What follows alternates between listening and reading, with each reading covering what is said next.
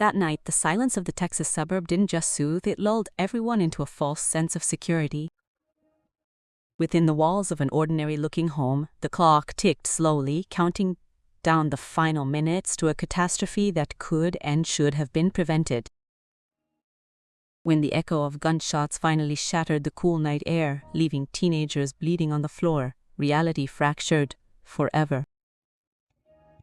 The police rushing to the scene of the tragedy did not yet know that this nightmare would become not just a story about one deranged shooter, but an unprecedented legal thriller. No one around yet guessed that the main questions investigators would ask were not to the one who pulled the trigger, but to the one who placed the weapon in his hands, opening a Pandora's box that destroyed several families at once. Connor Hilton was born in 2007. He lived with his family in the small, cozy town of Friendswood, Texas, USA. The young man was positive and friendly. He had no trouble making friends. When he started school, he quickly gathered a group around him with whom he regularly communicated and spent time. The teenagers loved visiting each other and did so constantly. Ethan, Riley, and Benjamin Blake were the most frequent visitors to Connor's house. The former was born in 2006 and the latter in 2005. Both had spent their entire lives in Friendswood. They grew up there alongside their brothers and sisters. Both young men were into sports from an early age and studied diligently. None of the teenagers had ever been involved in any criminal incidents. They had no trouble with the law. Connor, Ethan, and Benjamin were known as responsible, reliable guys you could always count on. Despite the bright moments, Connor's life was not without its difficulties. His parents divorced when he was just a little boy. They continued to maintain a relationship with their son and tried not to conflict with each other so they could stay close to him. But that was not even the teenager's main problem. Connor struggled with acne. This issue had started appearing back in elementary school. Moreover, Connor had a cystic form that caused painful nodules to form on sensitive parts of his body, such as his armpits and buttocks. All of this caused the young man great discomfort. The ailment persisted for years. His family tried to help in every way they could, but most popular remedies did not work. By 2023, the situation had become somewhat better, but the teenagers still faced difficulties. At that moment, Connor was 17 years old. He was often visited by 18-year-old Ethan and 19-year-old Benjamin. Together, they played video games and talked with one another. That year, another 15-year-old teenager joined the group whose name is withheld for safety reasons. 19-year-old Ben had already finished school. He had started working, was saving money, and planned to enter college to receive a decent education and build his future. Friends often discussed who they would become and how to achieve it, never suspecting that one of them had much more sinister plans. Around 9 p.m. on December 23, 2023, the Friendswood police received a call from a distressed teenager. The boy was pleading for help and stated that a shooting had broken out at his friend's house where he had arrived with a group of companions. When the police officers arrived at the scene, they were met on the driveway by 17-year-old Connor.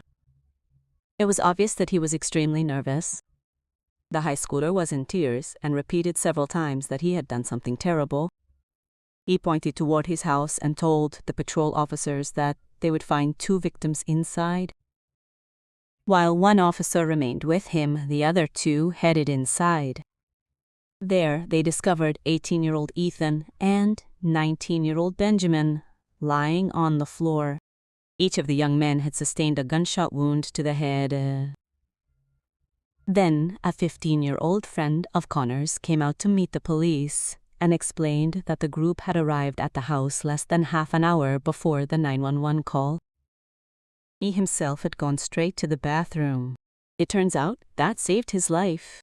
According to the teenager, no more than 5 minutes had passed while he was in the bathroom. He did not hear any noise. Then several shots rang out. The teenager got scared and locked the bathroom door from the inside, then dialed 911. Although the wounded teens had been shot in the head, both Ben and Ethan still showed signs of life, and both young men were taken to a medical center. Their condition was critical. Meanwhile, Connor's hands were sealed in special plastic bags to preserve evidence, after which the young man was taken to the station for questioning. As he was being placed into the patrol car, he stated that he needed psychiatric help. Initially, Connor claimed that the shooting started because Ethan tried to attack him, threatened him, and grabbed him by the throat. However, later, when he was at the station, his story changed somewhat. The boy no longer mentioned any conflicts. Instead, he insisted that it was an accident. The young man claimed that he had invited his group of friends over to show them his pistol and had accidentally shot them. At the same time, Connor was readily cooperating with the police. It was evident that the boy was deeply distressed by what had happened. He cried constantly, told everything very emotionally, claimed he did not want to lie, and, according to him, told his story truthfully. Connor claimed that as soon as the group of 3 friends arrived at his house, one of them went straight to the bathroom. Everything else happened as if in a blur. The pistol had been in his hand from the very beginning. First, he shot Ethan, who was standing nearby. After that, he aimed the weapon at Ben and pulled the trigger once more. Only after that did Connor realize what he had done. All this time, his 15-year-old friend remained in the bathroom. The teenager admitted that he was also in danger because Connor wanted to commit murder. The only reason he didn't start shooting at his friend was that the door was locked. He just wasn't sure that he would hit him. During the interrogation, Connor confessed that he had persuaded his mother to purchase a firearm for self-defense and target practice. But in reality, he had long been tormented by thoughts of taking his own life. Furthermore, as Connor put it, the young man was very interested in the idea of murder. All these telling confessions sounded shocking to his parents. Both claimed they had never noticed any signs of psychopathy, cruelty, or depression in Connor. He did not suffer from any mental health issues. This was confirmed by everyone in the teenager's inner circle. No one had ever noticed any cruelty or inclination toward aggression in him. Despite this, during the interrogation, Connor claimed that he had carefully planned the murder and wanted to kill his friends. Moreover, it didn't really matter to him who it would be. That evening, he had invited many more teenagers to his house, but only 3 showed up. The time was not chosen by accident, as his mother was away that evening. Therefore, no one could interfere with the massacre. He cried and repeated several times that he considered his deed horrific, but at the same time he insisted that only luck saved his 15-year-old friend from death. Summing up the interrogation, he confessed to the police that he needed help and had to answer for his crime. Connor Hilton was Hilton and charged with aggravated assault resulting in serious bodily injury. At this point, Ethan and Ben were still alive and fighting for their lives at the medical center. Both had been shot once. Their chances of survival were considered very low. Doctors were doing everything they could. Connor spent the night in jail. He was allowed to call his mother. He immediately stated over the phone that he needed psychiatric help. The very next day, on Christmas Eve, the boy was released on bail. His parents later recounted that as soon as he arrived home, he immediately lost control, fell to his knees, and sobbed. He once again told the story of the crime to his mother and father, who had gathered to support their son. The Riley family spent Christmas Eve at the hospital. They were there when Ethan passed away. His injuries proved too severe. On Christmas night, the police returned to the Hilton home. This time, Connor was arrested on a charge of murder.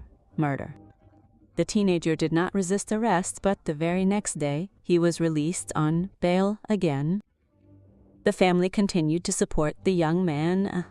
Everyone wanted to understand why he had taken up a firearm. While Conor's parents were attempting to do this, Benjamin's family, especially his mother, continued to stay with him in the intensive care unit. When the woman was finally allowed to see him, the boy's head was heavily bandaged. He could barely see and could not speak, so he communicated only through gestures. Several large bone fragments had been removed from him at once. A surgery was performed to remove the splinters. In addition, he underwent a tracheotomy to breathe and had a special feeding tube installed. The young man's entire right side was paralyzed. After the shooting, he spent 3 weeks in the hospital before finally being moved to a rehabilitation center. Doctors could not offer any guarantees or forecasts, as Ben had sustained serious injuries and the consequences could haunt him for the rest of his life. Nevertheless, the young man recovered very quickly and even began to walk. Ben spent a little over a month at the center. During all this time, he had to relearn even simple things like swallowing food. Besides struggling with his physical problems, he faced a heavy emotional blow when he learned from his mother that his best friend, Ethan Riley, had died. He was very angry as he clearly remembered that all of this happened because of Conor. Ben had also considered him a friend, so he was shocked by his actions. He remembered that there were no signs of an impending attack. They did not have any conflicts or arguments, they simply came over to visit. Conor did indeed invite them into the house to show them a gun. But as soon as they were inside, he opened fire without any warning. Benjamin was certain that there could have been no accident here. His friend had purposefully aimed the weapon at their heads and pulled the trigger.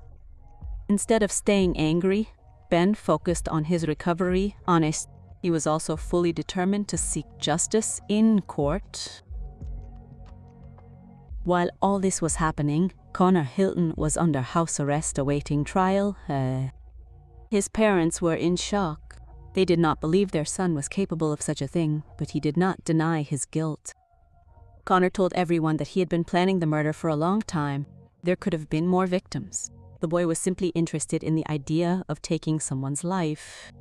In reality, none of his loved ones believed that Conor could have voluntarily staged a shooting in his own home. Therefore, his mother and father began to analyze the teenager's life. Naturally, all of this was happening with the support of a lawyer. One evening, the killer's father noticed a prescription acne medication that his son had been taking regularly for the last few months. The medicine was called Accutane. His father noticed that the teenager's behavior had changed significantly during the period he was taking this drug. After reading the instructions, the man learned that the cause of all this, including the tragic outcome, could have been the side effects of the pills. The instructions warned of a high risk of side effects, which included psychiatric effects, depression, psychosis, aggressive and violent behavior, and even suicidal ideation. After this, Conor's father contacted a lawyer to help look into the matter. By consulting independent experts, they were able to determine that isotretinoin is the main active ingredient in Accutane. It is highly effective for various skin problems and is prescribed for the treatment of severe forms of acne. The compound does indeed have a list of side effects that have been officially recorded in a large number of patients taking it worldwide. However, there has not been a single proven case of aggressive behavior and crimes committed under the influence of this drug. Despite this, the lawyer decided to base the defense strategy on the side effects of the pills. Given the killer's confession, this was the only chance to minimize the degree of guilt and secure a reduced sentence. Now, a respected expert was needed whom the court would listen to. The lawyer reached out to an independent expert, a professor of psychiatry and radiology from Emory University School of Medicine. He confirmed that Accutane is a very strong medication that often causes side effects, mostly minor ones. Despite this, the drug was actively used in the medical field, particularly in dermatology. The pills worked most effectively, specifically against the cystic form of acne that Connor had suffered from for many years. There were attempts to contact the drug's manufacturers, but they refused to comment. After speaking with the professor, the members of the Hilton family and the lawyer were finally convinced of the correctness of their decision. It was decided to build the defense strategy precisely on the side effects of the medication. According to medical records, at the end of July 2022, about a year and a half before the shooting at the Hilton house, 15-year-old Connor was prescribed Accutane. His parents had to sign documents acknowledging the risks, and the teenager's mother did so. At first, everything went well. The painful breakout stopped bothering the high school student. But a long course was required to fully defeat the ailment. Just a month later, the young man stopped taking the medication because he began to experience depressive symptoms. According to Connor himself, after he stopped taking the medicine, his depressed state gradually began to recede, but along with it, the painful skin breakouts returned. The teenager did not tell the doctors about all this in detail, as he did not want a note about mental health problems in his medical record. The lawyer claimed that the teenager simply did not want to end up in a psychiatric clinic, so he did not mention that thoughts of murder continued to appear. And even after stopping the drug, he recovered very slowly. The painful skin lesions began to cause discomfort again rather quickly. Because of this, in January 2023, after a break of several months, Connor began taking the medicine again. This time, the young man was prescribed a lower dose than originally specified. Anyway, this slowed down the manifestation of side effects. Nevertheless, as the painful sensations subsided, thoughts of murder returned to the young man. He claimed that the longer he took the medication, the stronger the side effects became. However, he did not report these issues to his dermatologist due to his lingering fears. He continued taking Accutane with minor interruptions for the next 11 months, right up to the day he shot his friends. According to Connor, he took a double dose of the medication that day. This was because he had accidentally missed his dose the day before. His lawyer believed this could have amplified the side effects to a dangerous level. After the shooting, Connor stopped taking the drug. He later told the psychiatrists working with him in prison that he no longer had any desire to kill or take his own life. The evaluations conducted proved that the high schooler had no underlying mental health issues. He was fully aware of what had happened and could distinguish right from wrong, as he was prepared to stand trial. Therefore, he was ready to face a jury trial. The professor's opinion became the cornerstone of the defense strategy. He was prepared to testify in court, arguing that the teenager's attack occurred solely due to a psychotic episode induced by the medication. No one seemed bothered by the fact that, aside from the Hilton House shooting, no other murder case involving an Accutane-based defense had ever succeeded. Naturally, the prosecution had a different opinion. The prosecutor and the victims, Foy Tui's families, believed the teen took up arms not because of some drugs, but simply because he was a bloodthirsty villain trying to mitigate his guilt, or even get away with it entirely. In any case, there was only one hurdle left. They had to prove to the judge that the professor was a suitable defense witness. A preliminary hearing took place in August 2025. It was there that the court decided whether the independent expert would be allowed to testify. The lawyer wanted to use this to rule out any element of intent or awareness in the murder. According to him, Connor was in a drug-induced psychosis and therefore could not control his actions. During the hearing, slides showing the brains of several test subjects were displayed.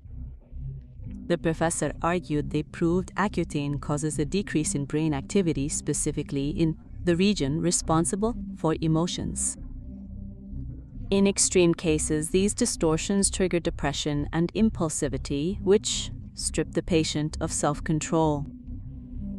But the slides used had nothing to do with Connor. No one had examined the young man himself or performed a scan, so the argument sounded weak. To refute the defense expert's opinion, the prosecution presented the results of a new study. It convincingly confirmed that people taking isotretinoin for skin issues do not have an increased risk of mental disorders or suicidal tendencies. The prosecutor insisted that Connor pulled the trigger simply because he was curious about what it would feel like to kill a person. That is what he initially said during the interrogation. According to the prosecution, intent was proven by Connor himself when he claimed at the crime scene that Ethan attacked him first.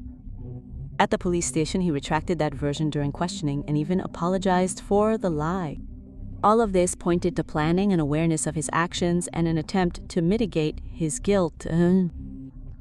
If Connor truly had no control over himself, he would not have used self-defense arguments from the very beginning. During the station interrogation, he also admitted to planning the crime. It was obvious that the young man was perfectly capable of distinguishing right from wrong. Premeditation was also confirmed by survivor Benjamin Bleek. By this point, he had recovered enough from the attack to participate in court to fight for justice. Of course, he was still recovering from what he had been through, but he was determined to attend the hearings. Ben, along with a group of friends from school, heard strange statements from Connor for months leading up to the shooting. They sounded ambiguous at the time, but now they were perceived as truly sinister. The young man claimed that one day he would become an important and popular person and leave behind a legacy. These statements were followed by comments about the need to kill people. No one took it seriously, as nothing frightening had been noticed about the high schooler before. Everyone thought it was just some stupid joke by Connor. The prosecution had plenty of arguments without this, but almost all of them were circumstantial. An analysis of the guy's internet activity showed that he had been particularly interested in murder videos lately. Connor didn't just download a lot of such content to his hard drive, he also wrote about it on social media. A few hours before the massacre, he posted another status on his page stating that killing is fun. Nevertheless, the lawyer believed this did not refute the defense's version, but only confirmed that after starting Accutane, the guy developed an obsession with killing someone. This version did not contradict the words of those same friends of Connor. Considering the timeline of events, many teenagers at school noticed changes in Connor's behavior that coincided with the start of his second course of Accutane. They claimed that Connor became more withdrawn and talked more often about murder and cruelty. A check of medical records also showed that a few months before the shooting, the teenager was prescribed the antidepressant Prozac. The defendant himself and his family claimed that at that time, the student was struggling with normal teenage anxiety. Despite all the defense's efforts, the court decided that the professor would testify only during the sentencing phase and only if necessary. The fact is that in Texas, criminal case proceedings are divided into two stages. First, guilt or innocence is determined, and then, in the event of a guilty verdict, comes the sentencing phase. This tied the lawyer's hands. All that was left for the defense attorney to do was wait and, at the sentencing stage, actively emphasize the extenuating circumstances. This could help reduce the sentence. Since under Texas law, Connor Hilton was already considered an adult, the judge could sentence him to anywhere from 5 to 99 years in prison. The stakes were truly high, so no one intended to back down. At the end of August 2025, the judge barred the defense psychiatrist from testifying, ruling that the defense based on acne medication could not be used in court due to a lack of compelling evidence linking it to insanity in this case. 2 weeks before the start of the trial, Connor was offered a plea deal. The young man could receive a 50-year sentence if he pleaded guilty to murder and aggravated assault involving the use of a deadly weapon. In addition to this, he had to waive his right to appeal. Despite the fact that the Hilton family members were against accepting this offer, Connor himself, having lost the medication loophole, decided that he should do it. Later in an interview, the guy stated that he took this step consciously. Connor repented for the crime he committed, so he did not intend to run from punishment. He also did this for the members of the victims' families. He did not want them to have to go through all the difficulties and pain of a trial. Despite this, many did not believe in his virtue and thought that, in this way, Connor simply wanted to eliminate the risk of receiving a long sentence. On September 2, 2025, when the plea hearing took place, Connor cried a lot. He apologized to everyone, including Benjamin, who was present at every stage of the trial. Supporters of the defense version believed the defendant was remorseful, while opponents were certain he felt nothing of the sort. Even Ben emphasized, addressing his traitor friend, that he was only crying because he was now facing decades behind bars. It was proven that it was the defendant's mother who purchased the gun for her son. This happened less than 2 months before the crime. Messages were found in which he begged the woman to do it for practice. Nevertheless, she was not charged with any crimes. Connor's mother apologized to those present in the courtroom. She stated she had no idea that her son could aim a weapon at his friends. She had hoped he would truly just be practicing to use the weapon for self-defense. The Hilton family continued to blame the acne medication for what happened. After everything he has been through, Benjamin Blick continues to struggle with difficulties. He plays basketball to restore mobility to his limbs. The young man claims that his mother helped him more than anyone else. Ethan's family was present at the sentencing but declined interviews with journalists.